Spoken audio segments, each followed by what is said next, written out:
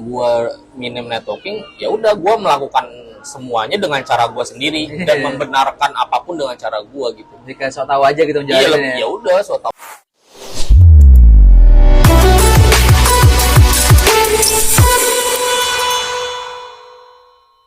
Halo founders, welcome back again to our YouTube channel di Abdul Sudaisi Channels.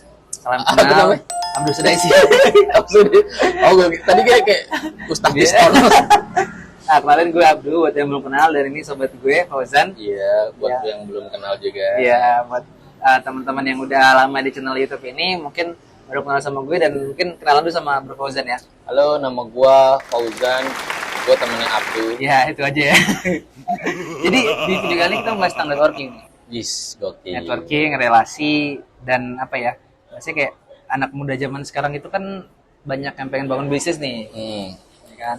Dan salah satu tools, biasanya salah satu cara ketika kita mau bangun bisnis itu adalah dengan punya networking. Oh. Iya. Nah, pengalaman lo sendiri kalau dalam bangun networking suatu bisnis itu kayak gimana? Maksudnya kayak dulu pas lo bangun bisnis, apakah lo menjalankan itu dengan bangun networking juga apa enggak? Awal-awal ya? Iya. Waktu dulu nih.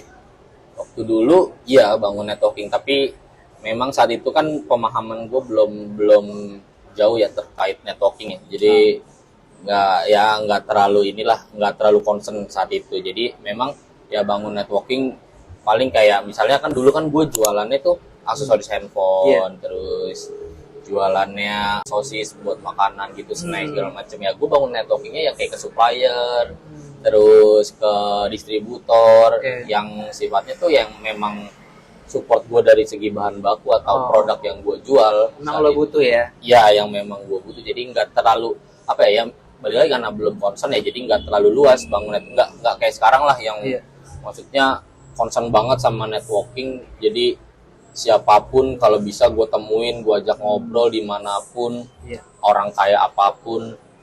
Karena saat ini gue percaya siapapun tuh punya sudut pandangnya masing-masing gitu. Nah itu dan bisa mungkin berpotensi menguntungkan satu sama lain, simbiosis mutualisme lah gitu.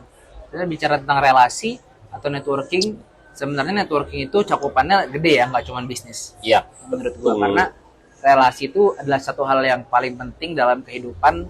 Contoh ya, relasi itu bisa dikatakan kita dengan pasangan kita atau kita dengan keluarga kita itu kan relasi juga, relationship. Tapi ada beberapa nih, mungkin ini di luar bisnis dulu ya, sebelum kita masuk ke pembahasan-pembahasan yang nanti bakal banyak. Jadi kayak banyak hal-hal yang begitu sangat berpengaruh sama kehidupan kita di relasi kita yang ada dulu misalnya. Kayak misalnya relasi sama sama keluarga. Kadang orang-orang yang kalau misalnya relasinya jelek sama keluarga, biasanya tuh ngaruh nggak sih ke kehidupannya? Oh iya, ngaruh lah. Iya kan? Ngaruh dong. Maksudnya ya cukup berpengaruh ya, karena apapun ini pribadi ya, karena mungkin orang bakal beda-beda nih sudut pandangnya. Apalagi ini relasi untuk keluarga gitu ya. Kalau di gua sih cukup berpengaruh ya. Jadi memang gua bukan seseorang yang cukup dekat banget sama keluarga, tapi yang nggak jauh banget juga, middle lah, maksudnya di tengah-tengah lah. Ya, gua tuh apa yang gua katakan relasi itu, jadi gua apapun yang gua lakukan kebanyakan ya mungkin 70 sampai 80% aktivitas gua ataupun kayak sekiranya Keputusan bukan keputusan sih, nggak keputusan juga. Pokoknya apapun yang pengen gue lakukan, apapun yang pengen gue buat, apapun yang pengen gue bangun, itu rata-rata gue melibatkan keluarga gitu. Bukan untuk mengambil keputusan, tapi sekedar informasi sih lebih tepatnya ya. Mungkin mengambil sejenis pendapat atau pandangan. Misalnya ngomong nih ke nyokap bokap gue kayak, gue mau kayak gini, mau buka usaha ini nih, gini nih, kira-kira gimana segala macam. Tapi big again, keputusannya tetap ada di tangan gue. Jadi jarang, memang sampai saat ini mungkin salah satu privilege ya, karena mungkin nggak semua orang dapat kayak gini gitu. Karena kan privilege kan nggak melulu soal duit kan. Maksudnya dengan orang tua yang support dan tidak terlalu banyak ikut campur, ya maksudnya mendukung anaknya, itu menurut gue udah sebuah privilege sih. Itu dia. Itu yang jarang terjadi di Jaksel ya. Itu dia. Karena banyak anak Jaksel yang mungkin broken home dan lain sebagainya kan, yang maksudnya yang banyak isu yang diangkat kan gitu kan, broken home-nya, terus support keluarga yang sedikit. menurut gue itu mempengaruhi satu kinerja kita di tempat kerja kita, pertemanan kita, pokoknya banyak deh. Soalnya itu keluarga itu menurut gue entitas paling kecil lah gitu. Apa ya, kayak lingkungan paling kecil yang sangat berpengaruh ke semua hal. Dan waktu itu seingat gue kita pernah, kalau nggak salah lu ingat gak sih, kita pernah kayak ngobrol di waktu itu kita di mobil di tol, gue nanya tentang siapa orang yang maksud tuh lu benar-benar nggak siap untuk kehilangan dia gitu kan. Relasi dengan seorang ibu ya kan. Iya. Maksud gue, jadi kayak kebanyakan keputusan dalam kehidupan tuh berkaitan sama keluarga, walaupun yang nentuin kita. Iya. Kalau pandangan gue sih gitu. Iya, Itu ya, satu. apapun sih kalau dari gue, apapun memang 80% dari hidup gue melibatkan keluarga selagi ada. Karena kan ya maksudnya selagi ada gitu ya. Nanti kan pasti someday kita bakal hidup di mana ya udah mungkin orang tua kita udah pergi duluan atau kita yang pergi duluan, kita nggak tahu ya. Jadi menurut gue kayak selagi ada ya gue libatkan orang tua dalam segala kehidupan gue lah. Ya. Itu kan pertama tentang sama keluarga ya. Mungkin kedepannya kita akan berkeluarga gitu kan, kita punya pasangan, itu juga ternyata sangat mempengaruhi ya sama maksudnya kayak mood, terus kayak bahkan kalau kita kan emang dituntut profesional nih dalam usaha, dalam kerja, tapi kadang kalau orang-orang yang ada masalah di rumah sama suami atau istrinya itu ngaruh banget ternyata. Iya, ngaruh lumayan sih. Yang lu lihat mungkin dari lu kan pernah kerja nih, lu udah punya banyak bos, kira-kira ada nggak sih kayak ini bukan mengumbar aib ya, cuman kayak pandangan lu pernah nggak sih lu ngeliat ada kayak beberapa bos-bos yang emang dia masalah di rumah misal dibawa ke kantor gitu. Oke. Kalau pengalaman gue sampai saat ini sih nggak ada ya. Kalau maksudnya memang dia udah levelnya udah jadi bos gitu ya, udah si level gitu kan, udah mungkin jadi presiden direktur sih. Kayaknya nggak se-childish itu sih kayaknya. Kalau levelnya masih staff gitu ya. Ya teman-teman bukan ini kayak selevel lah ya, sederajat gitu di kantor. Ya itu adalah beberapa yang soalnya kayak ada masalah nih sama pacarnya atau sama istrinya nih kayak anjir pusing banget. Pusing ya, dibawa ya. Akhirnya ke bawah ke kantor, dan ya sebenarnya itu manusiawi lah ya. Mungkin kan bagi lagi proses pendewasaan. Gue juga sometimes masih kayak gitu kan, kadang mungkin punya masalah sama pasangan gitu ya. Gue, terus akhirnya di kantor jadi mempengaruhi kinerja lah. Memang harusnya nggak baik lah, dan harusnya lambat laun tuh harus diperbaiki. Itu yang kedua sama pasangan. Yang ketiga tuh lebih gue pengen ngebahas nih, masuk ke topik ya, kita ngebahas tentang dari segi bisnis. Lu pernah ngerasain nih kayak bisnis yang maksudnya lu nggak terlalu mementingkan networking gitu. Pasti ada nih perbedaan. Mungkin dari dulu ya, ntar dari gue. Jadi kayak perbedaan ketika lu dulu bisnis mementingkan networking sama dulu nggak mementingkan. Kira-kira perbedaan yang kelihatan banget tuh kayak gimana sih? Perbedaannya ya ruang lingkupnya terbatas banget kalau dulu ya. Jadi kayak dulu kenapa gue nggak terlalu concern sama networking, karena maksudnya gue kepedean aja. Ya udah gue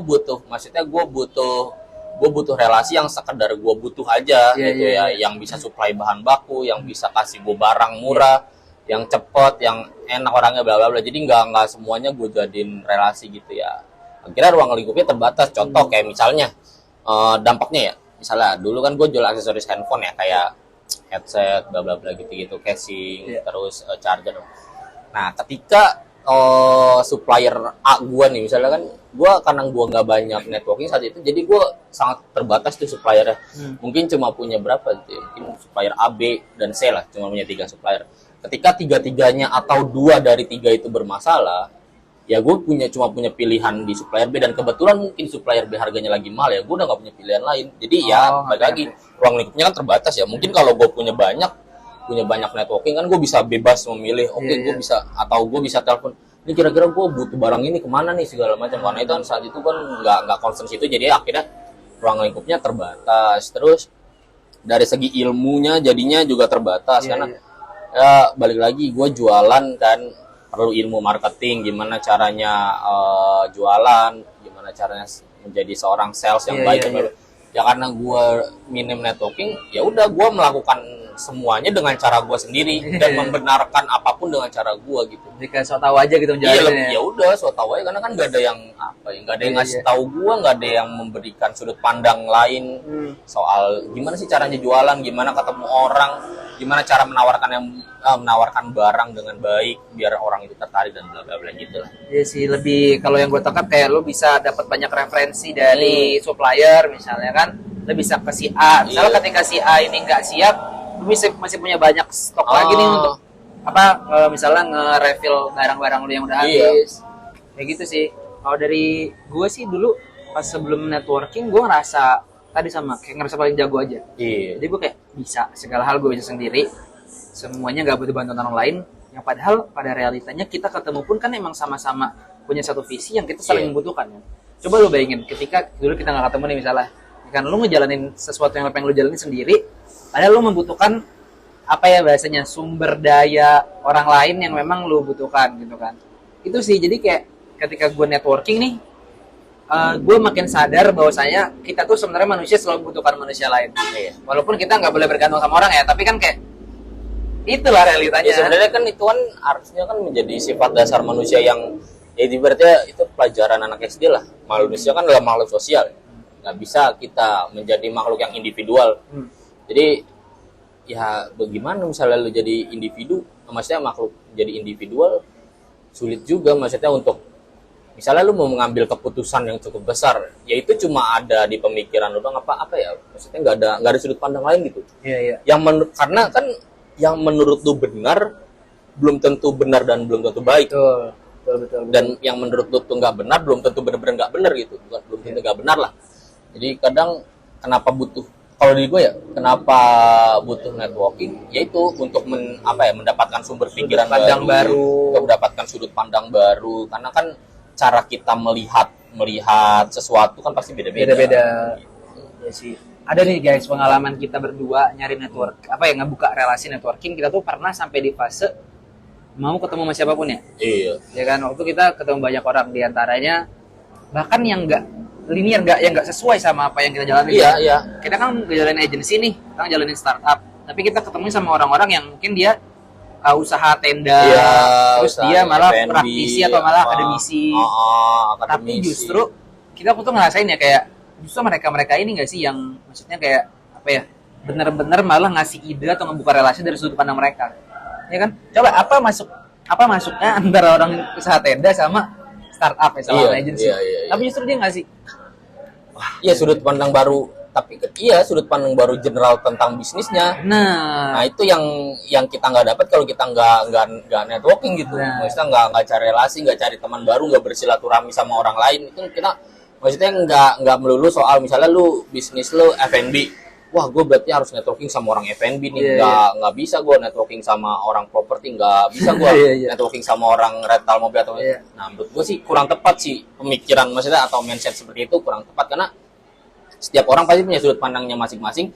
Misalnya lu bisnis F&B, terus mungkin lu sometimes ketemu orang yang bisnis properti, kan lu bisa punya sudut pandang baru. Misalnya, kayaknya F&B lu ini cocok nih ditaruh di lokasi ini. Karena kebetulan dia kan ketemu paham lokasi, paham properti dan lain-lain. Nah, sebenarnya ada setiap menurut gue ya banyak bisnis yang sebenarnya bukan sejenis sama kita, bukan satu industri tapi punya keterkaitan gitu. Ngerti. Jadi ada mutualismenya. Iya, memang bukan sejenis tapi ya maksudnya ada keterkaitannya. Itu sih menurut gue pentingnya networking yang ya gue juga mungkin baru melek ya 1 tahun 2 tahun kebelakangan ini ya.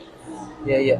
Kalau tips nih dari lu, gimana biar teman-teman yang nonton ini atau cara atau langkah simpelnya kira-kira yang pemula gitu bisa memulai networking juga, apa yang kira-kira harus dilakuin gitu? Nah, ini yang gue lakuin ya. Ini experience. Ya sekalian ini pengalaman gue pribadi. Jadi yang gue lakuin untuk membangun networking, pertama ya pasti gue kontakin teman-teman terdekat gue dulu. Ya udah ngobrol aja gitu, nongkrong ibaratnya pasti ya. Kalian tuh pasti seneng lah nongkrong, maksudnya banyak yang seneng nongkrong. Itu langkah kecil ya, itu langkah kecil untuk mengenalnya. Pertama nongkrong. Setelah nongkrong kan menurut gua ya kurangin obrolan yang faedah gitu lah ya. Maksudnya kurangin obrolan yang terlalu hahihi. Nggak salah maksudnya lu nongkrong ngeguyon dan lalala, tapi mungkin agak sedikit dikurangin porsinya. Jadi lu mungkin mulai ngobrol sama teman-teman lu tentang mimpi-mimpi lu, tentang apa yang lu pengen lakuin ke depan, apa yang lu bisa, skill lu apa dan lain-lain. sampai nanti misalnya langkah selanjutnya kalau gue tuh minta ditemuin sama temennya temen gue gitu. Jadi kayak misalnya gue tanya sama lu nih, nah kita kan udah ngobrol nih segala macem, terus gue kan pasti saat itu kan temuin dong gue ke temen lu, karena kan teman-teman kita nih pasti punya teman lain di luar kita. Ah itu langkah keduanya ya.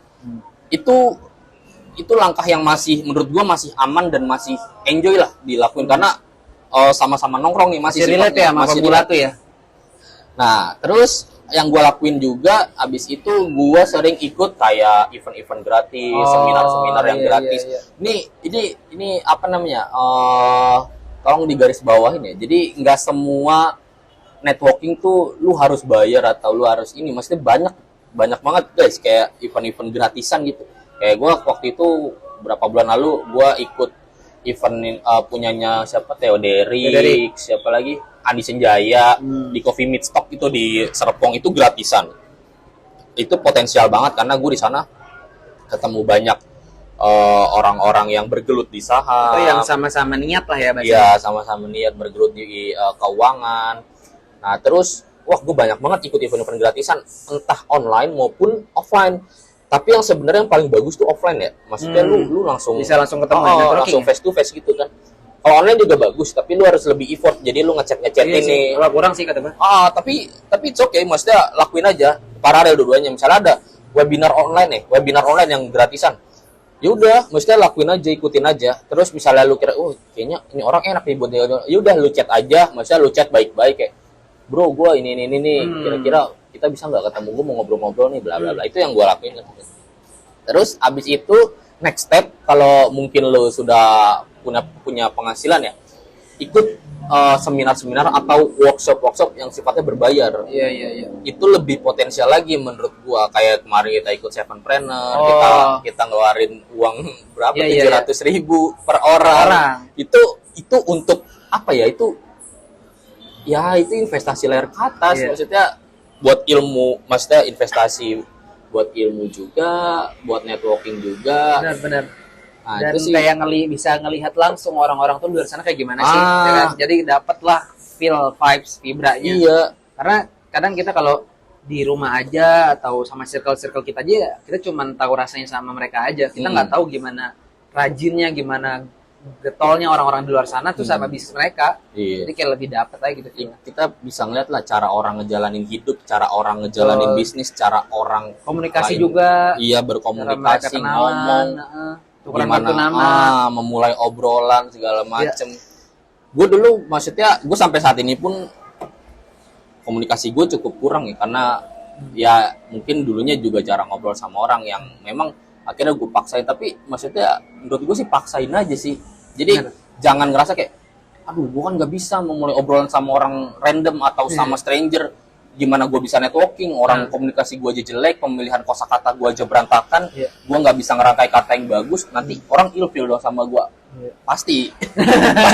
Awal-awal namanya awal-awal gue banyak kok, maksudnya awal-awal orang ngobrol nih pertama sama gue. Ya mungkin karena salah gue, cara komunikasinya kurang, cara menyapanya kurang santun atau gimana, yang kira ya udah dia mungkin skip gua ya. Jadi kayak nggak ditanggapin lagi segala macam. Ya banyak, tapi kan itu kan proses. Maksudnya pasnya lu berpikir sendiri kayak evaluasi, maksudnya kenapa ya orang ini jauh ya? Benahi dari diri gua gitu ya. Apakah obrolan gua kurang menarik? Apakah ada pertanyaan gua yang menyinggung dia tanpa sengaja? Apakah gua belum cukup pantas untuk ngobrol sama dia? Itu kan faktornya banyak ya. Tapi menurut gua kalau lu nggak paksain ya kapan gitu, kapan mau bisa dan kapan mau melangkah ke depan. Betul. Menurut gua pribadi sih ya. begitu. Teman-teman bisa diambil summary-nya, rangkumannya. Jadi ketika kita mau berbisnis sama orang, kita mau networking sama orang, kita mau bangun relasi, tadi kita harus ada kemauan, keberanian dari diri teman-teman untuk memulai semua itu. Kalau misalnya ada yang salah ya dievaluasi, kalau misalnya ada yang kurang tepat ya diperbaiki. Ya kan, kayak gitu. Jangan takut salah. Jangan takut melangkah, ya nggak sih? Ya intinya kan lu kalau ya maksudnya dasarnya ya lu kalau mau mulai networking atau mulai obrolan sama orang kan lu tahu lah, maksudnya intinya lu jangan berkata kasar di awal. Itu kan dasar, maksudnya jangan ya minimal lu sesopan santun yang lu bisa lah. walaupun belum cukup buat mereka atau belum cukup buat orang-orang yang nanti lu temuin, tapi minimal sopan santun yang lu bisa gitu. Betul. Itu cukup berpengaruh dalam networking. Oke. Mungkin sampai sini aja obrolan kita ya. Oke, bro. Semoga videonya bermanfaat buat teman-teman. Thank you for watching and bye bye. See you guys in the next video.